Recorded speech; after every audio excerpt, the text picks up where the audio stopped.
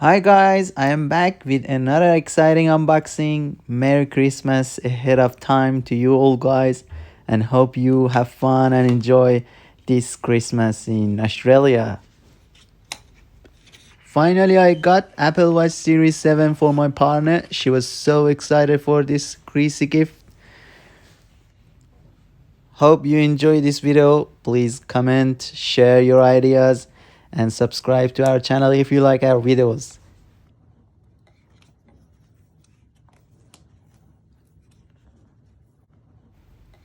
Apple stores are super busy in Christmas times, so just make sure that you grab your gifts before Christmas or 1 month ahead of time.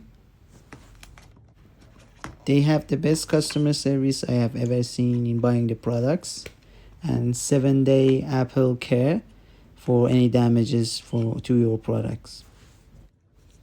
Because this product was available in the store, we got it instantly, but if you order it online or it's not available in the store in December, probably it takes 2 to 3 weeks to receive the product. For some products, you have to be available when receiving the products and do the signature for the carrier, but sometimes you don't need the signature and your partner or your friend can grab the product.